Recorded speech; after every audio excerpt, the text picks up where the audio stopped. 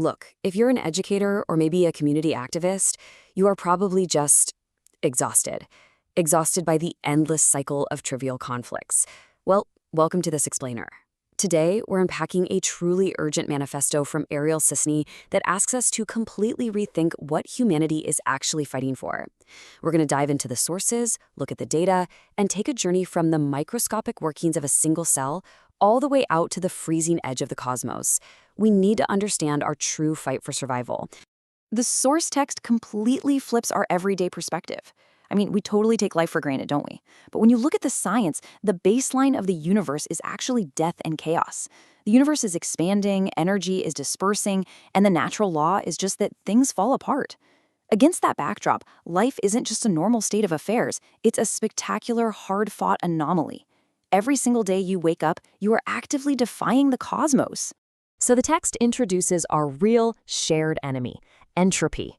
It's kind of like the ultimate apathy of the universe. Think of it as the cosmic equivalent of your house constantly trying to make itself messy, but on this grand mathematical scale. Every single cell in your body is locked in a microscopic war against this decay. You eat, you breathe, and you expend energy just to maintain your structure against a universe that frankly prefers disorder. This is the existential war we are all drafted into from the exact moment we're born. To really wrap our heads around our place in this fight, the manifesto takes us on what it calls a macro to cosmic zoom. We start way down at the microscopic level of our cells fighting decay. Then we zoom out to the daily human struggle of survival. Out a bit further, we hit the planetary view, seeing humanity as a single, fragile species sharing a rock. And finally, the cosmic scale, where we realize we're basically just a speck of dust suspended in a sunbeam. And this brings us to the author's core frustration. You know, all that stuff we spend so much energy on? Partisan politics, border disputes, ideological bickering. The text calls this trivial conflict. Because when you zoom out to that cosmic scale we just talked about, those squabbles start to look incredibly petty. The true enemy isn't each other. It's entropy, diseases like cancer, and the vast apathy of the cosmos. Well, the documents argue that we're distracted by all this because, honestly, so many people are just trapped in survival mode. They're stuck right at the bottom of Maslow's hierarchy, just trying to put food on the table and keep a roof over their heads. It's no wonder educators and community leaders are seeing rising anxiety, depression, and frayed social cohesion firsthand. People simply lack the bandwidth to see the bigger picture when they're just trying to survive the day. Okay, so here's the ultimate hook of this entire manifesto. The author argues that a lack of education is literally the root cause of every major human plight. From the text perspective, it's not our political differences causing the chaos, it's a fundamental failure to grasp our cosmic context. When people are uneducated about the true scale of the universe and our shared struggle, they operate out of fear. And fear, as we know, breeds conflict.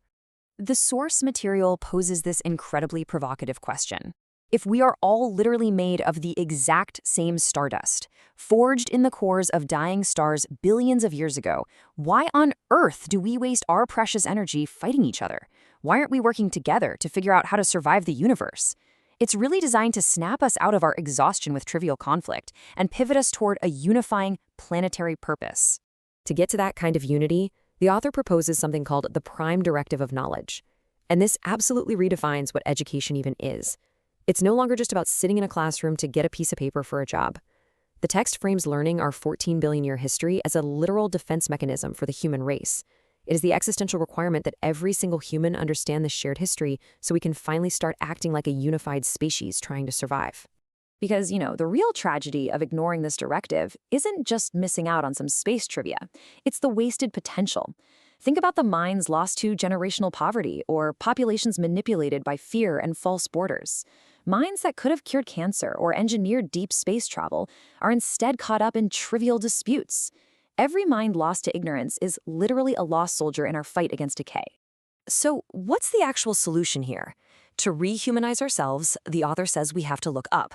We have to literally zoom out past our immediate 3-mile horizon, past our daily commutes and local arguments, all the way to the cosmic microwave background, the echo of the Big Bang itself. The text argues that to truly understand the universe, to really feel that awe, we need to experience its breathtaking scale firsthand. And here's the kicker. The campaign claims that unlocking this kind of awe has a surprisingly achievable price tag. $56,000. According to the manifesto, this is the exact funding goal required to build what they call the Citadel. They argue that, compared to the cost of government budgets and endless wars, this is the ultimate bargain. It's a tangible investment to rehumanize a community and spark serious cosmic curiosity. If we break down the campaign's GoFundMe data, the core components total just over $53,000. And that covers the Digitarium software and a massive 8-meter portable inflatable planetarium dome. The whole pitch relies entirely on accessible, off-the-shelf technology that can be deployed straight into the heart of communities to fundamentally change how they see the world. Because inside that inflatable dome, it is not just your grandfather's traditional star projector. No way. The software literally lets users fly through atoms, explore the complex anatomy of that cellular war on entropy we discussed earlier, or even dive through deep ocean environments. Students can be empowered to create their own custom immersive shows, putting the entire universe right at their fingertips. The manifesto draws a really vital comparison here. Think about traditional flat-screen learning. It's often just mechanical logic, right? Easily forgotten, kind of uninspiring. But immersive theater, surrounding students in a dome, builds a visceral, physical understanding of the universe. It sparks imagination in this incredible Carl Sagan-esque way. It's designed to breathe the visionaries we so desperately need to solve our biggest problems. Because, as the source so beautifully puts it, there is majesty to be found in every infinitesimally small corner of an infinitesimally vast space. This technology aims to dissolve those trivial boundaries by letting everyday people who might otherwise be totally stuck in survival mode, witness that majesty for themselves. The campaign actually maps out this wildly visionary path forward. Year 1, fund and deploy the Citadel. Fast forward to year 5, and they project this education will ignite a whole generation of local innovators. Jump to year 50, and those minds, working globally, use shared knowledge to eradicate disease. And the ultimate goal, by year 10,000, humanity outlives the stars. It's a blueprint for how a single educational tool today scales up to the long-term survival of our species. Which brings us to the absolute core of this manifesto. The author is issuing a massively urgent call to action. It is time to declare war on death.